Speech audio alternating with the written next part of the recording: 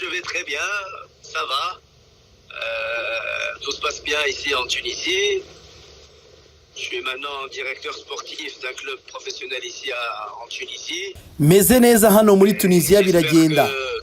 Ubu ni directeur technique muri Tunisie. Nkumbuye mu Rwanda. Mafite inshuti nyinshi. Ndibaza umunsi umwe nzaza aho mu Rwanda. Nyuma y'umwaka watwaye shampiyona na APR, bite nyuma ubu meze gute? Oui, après le passage à l'APR, on a gagné le championnat, on a joué la finale de la Peace Cup et on a fait une bonne saison malgré les blessures cette saison là-bas. Nyuma yo kunyura muri APR twatwaye igikombe cya shampiyona ndetse tugera no kuri finale y'igikombe cy'amahoro hamwe n'abakinnyi b'abanyarwanda. Twari dufite icyo gihe imvune nyinshi. Twabashije kwitwara neza dutwara igikombe cya shampiyona. Nyuma naje hangaha muri Tunisia ntoza ikipe ya AS Marsa. Nza no kugura Mugisha Bonel. Ariko nibyaje kugenda neza, naje kuyitoza igice cya mbere cya shampiyona. Musigamo ndagenda. Ariko kuri ubu nayigarutsemo nka directeur technique. Ndikongera kuyubaka, kuyiha umurongo no kuyishyira ku rwego yahozeho. Jusqu'à l'équipe première et on est en train de faire du beau boulot ici et j'espère réussir dans ma nouvelle mission. Okay. Nkuko ubivuze wasubiye muri Tunisia ariko turi kubona uri kugura abakinyi nka Boneri, umutoza kubera iki abanyarwanda? Écoute, mon passage au Rwanda, j'ai réussi à gagner le championnat avec les joueurs rwandais. Et à la fin de saison, j'avais beaucoup de blessures à la paire. Et même les joueurs, les petits joueurs, ils ont remplacé les joueurs urugendo rwanjye mu Rwanda natwaye shampiyona hamwe n'abakinnyi b'abanyarwanda kandi byari bikomeye icyo gihe. Twari twugarijwe cyane n'imvune. Ndashimira n'abasimbura babo nabo bitwaye neza, bakoze akazi nari nabatumye. Icyo gihe rero nahise nizera cyane mu bakinnyi b'abanyarwanda n'ubuhanga bwabo. Abakinnyi b'abanyarwanda bafite ubushobozi, ikibura nubasunika ngo abageze aha ngaho mu majyaruguru ya Afurika cyangwa bambutse abageze i Burayi bajye gukina. Ibyo kandi ni ibintu byanafasha Amavubi ku rwego rwayo. Reba uburyo abakinnyi bakina hanze barimo barayifasha kuri ubu, umuzamu ukina muri Afurika y'Epfo. Nibyo rero na Boneri byatumye mu by'ukuri muzana aha ngaha, mufasha kubona ikipe. Kuri ubu ngubu ari hano, ari mu ikipe imwe mu makipe akomeye aha ngaha muri Tunisie. Ejo bundi yagiye no gukura inota rimwe ku kibuga cya Esperance. Murabyibuka ko yatsinzwe kuri finale ya Champions League. Abakinnyi b'abanyarwanda rero bafite ubuhanga.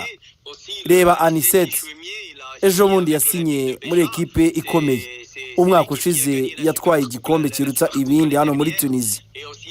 Nibyo abakinnyi banyu bafite ubuhanga bwo gukina hano cyangwa muri Maroc n'ibindi bihugu byo muri Afurika ya ruguru. Nagize amahirwe yo kugira abatoza hano banyumva, bambwira uko natwaye igikombe cya shampiyona mu Rwanda, bambaza abakinnyi b'abanyarwanda ese ubuhanga bwabo ni ubuhe.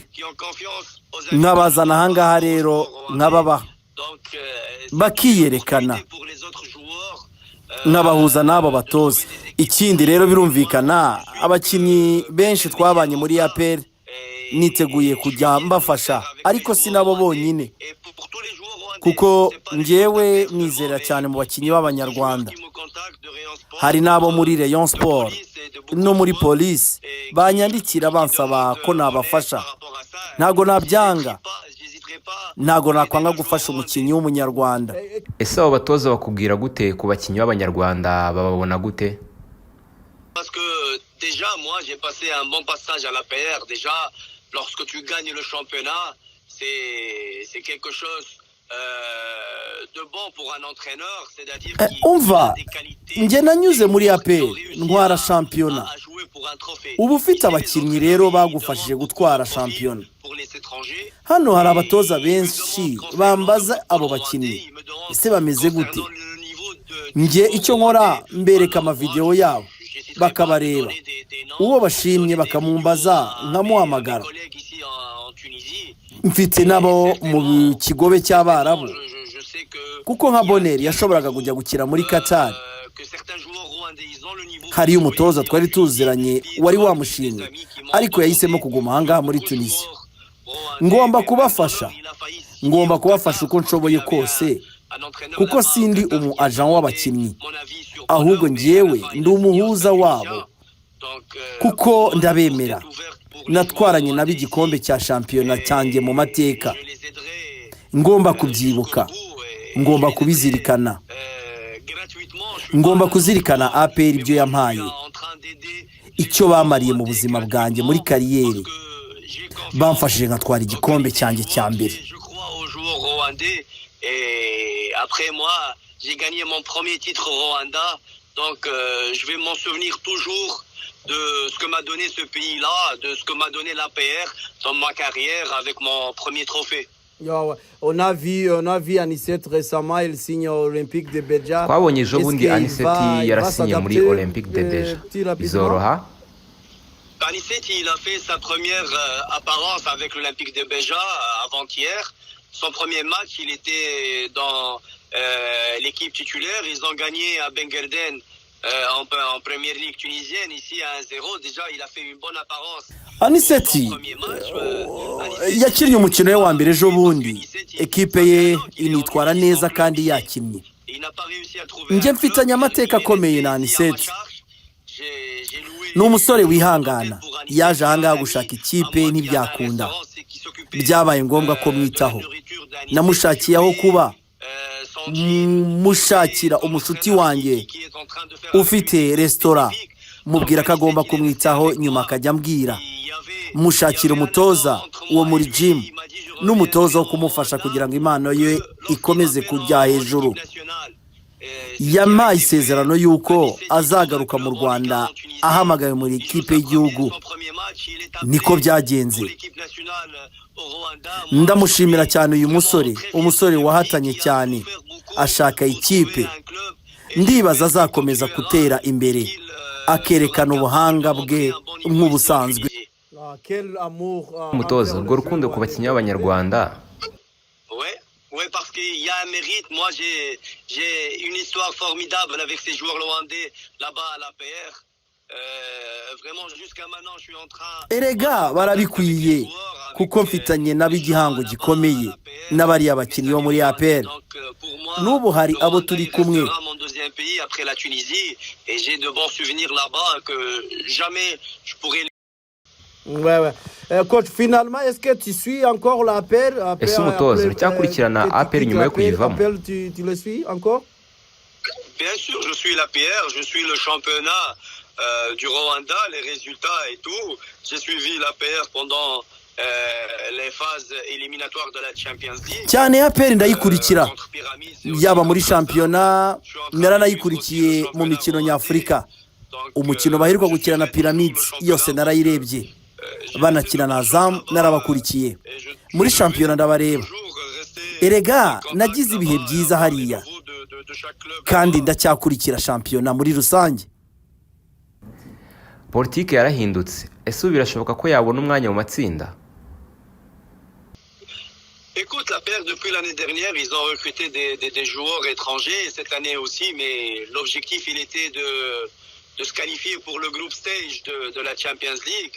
Ils n'ont pas réussi à faire cela, ils ont éliminé Azam. Mon premier tour, c'était vraiment un excellent job. Umva, kuva umwaka ushize baguze abakinnyi bava hanze. Uyu mwaka babashije gukuramo muri raundi ya mbere Azam, batsindwa na Pyramids. Ariko ugereranyije n'umwaka ushize ubwo batsindwaga ibitego 6, navuga ko hari ugutera imbere. Urebye akazi barimo barakora abayobozi ba APR, barimo barakora, ariko igice kinini barimo barakinisha abakinnyi b'Abanyarwanda, kandi natwe nibo twari dufite kijya gihe. Wibuke ibyo twagiye dukora, dukina na Monastir, dukina na Berhane. Nta tandukaniro rihari mu by'ukuri urebye n'umusaruro twari dufite n'ubu. kandi ubu ngubu bafite abakinnyi bava hanze. Niba bashaka kuzana abakinnyi, bazana abakinnyi barusha cyane abakinnyi b'abanyarwanda, nibazana abakinnyi batarushwa n'abanyarwanda.